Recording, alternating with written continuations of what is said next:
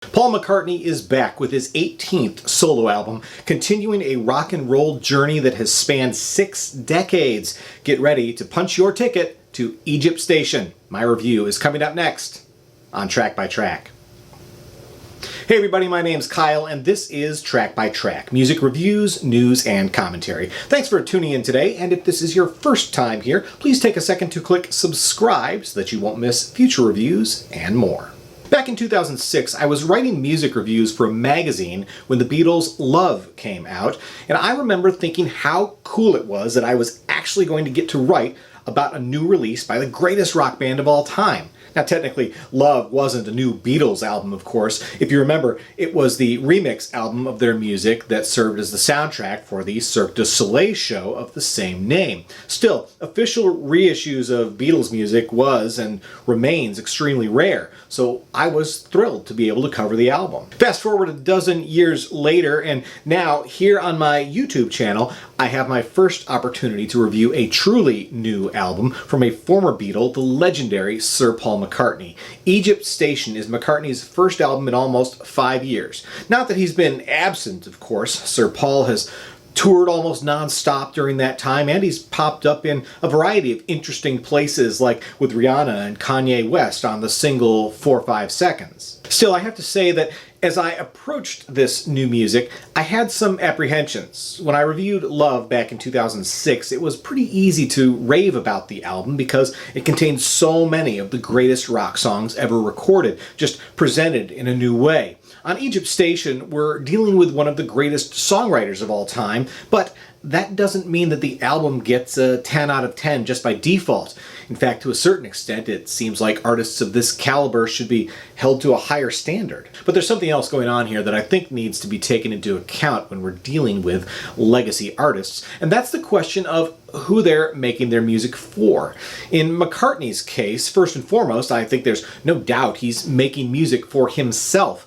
He's well beyond the point of having to make music for anyone else. Secondarily, he's making music for his fans. Not Beatles fans, not classic rock fans. Specifically, he's making music for the kind of people who in 2018 will buy a Paul McCartney album. If you're watching this video, there's a strong chance that that includes you. But the truth of the matter is that does not include casual McCartney fans, the people who have his greatest hits album and that's it. And I'd venture a guess that the majority of the people filling stadiums to see Paul McCartney in concert also fall into that category.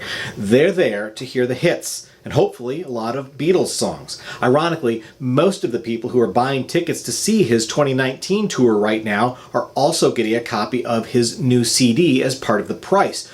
Those tens of thousands of CDs bundled with concert tickets also count as album sales, by the way, which will give Egypt Station a huge boost on the Billboard charts. And for many of those concert goers, this will be only the second Paul McCartney album in their collections after the greatest hits. But as I said, that's probably not you. If you're watching this, you're probably not a greatest hits only McCartney fan. You've probably got at least a few of his solo albums, maybe all of them.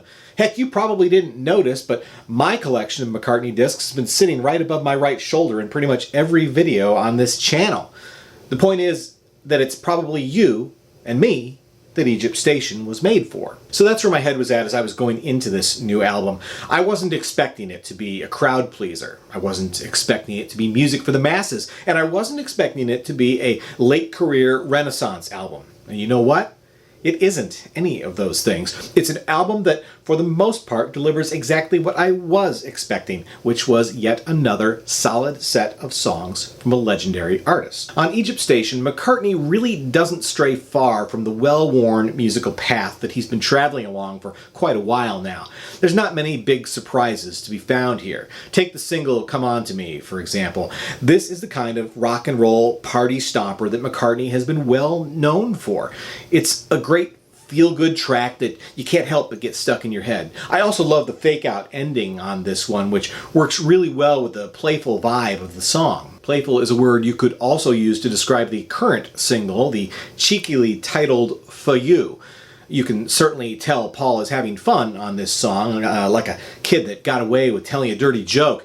That being said, I still find the humor of it only mildly amusing. It's a case where maybe Paul thinks he's more clever than he really is. Then on People Want Peace, McCartney swings into very familiar territory. This kind of song by any other artist would have been called formulaic, but you kind of have to give Paul a pass here because he kind of created the formula in the first place. And while I'm sure that his concert set list will be light on new songs and heavy on the hits, I think you can be sure that this one will be one of the few new songs that he will play live. From the ground on up, this song was built for arena sing-alongs. One he'll probably never play live, though, is Back in Brazil. I don't mean to say never as a slam on the song, though. I actually really enjoyed the unique rhythms of the song. It's got a kind of exotic Girl from Ipanema feeling to it. It's a nice change of pace in the song cycle, but it probably won't fit alongside his arena rockers on tour. Of course, not every song is built for arenas. Take some of the more contemplative songs on the album, for instance. The song I Don't Know is a curious choice for an album opener. The song finds Paul at his most vulnerable, his most human.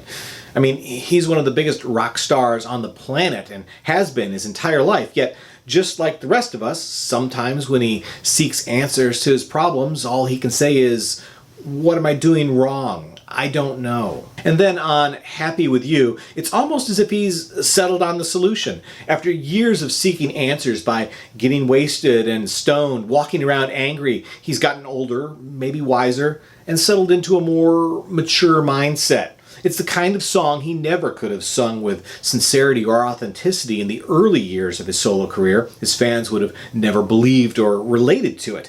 Decades later, it's easy for them to do both. As for surprises on Egypt Station, the biggest, relatively speaking, are Paul's return to the song suite format on a couple of tracks, harkening back to classic songs like Uncle Albert, Admiral Halsey, or Band on the Run.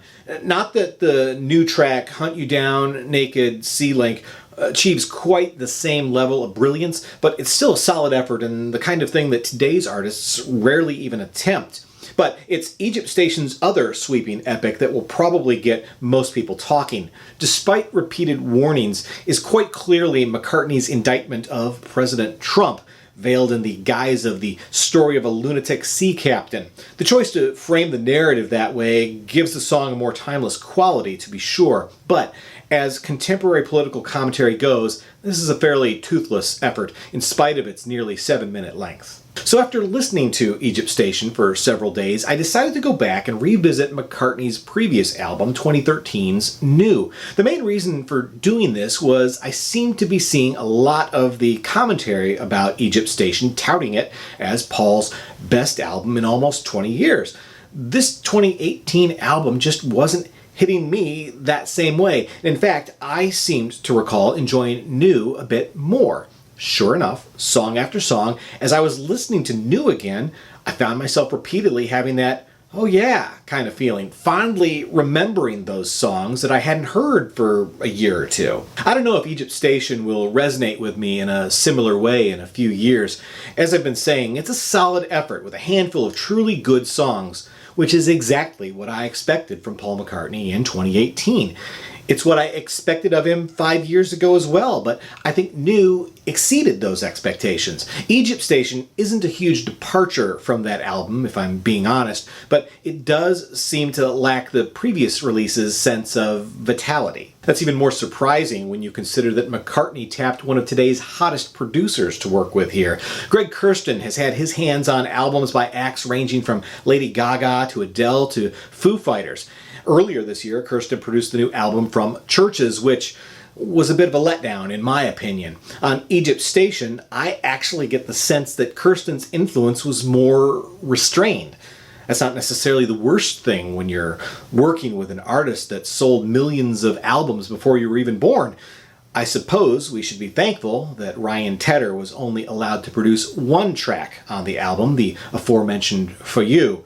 I think an entire album like that song would have been unbearable. Even McCartney has commented that his work with Tedder was an uncomfortable experience. In any case, I still had a good time visiting Egypt Station, and the truth of the matter is, for Paul McCartney to still be making music like this almost 55 years after his first hit with the Beatles, is an unquestionably remarkable achievement.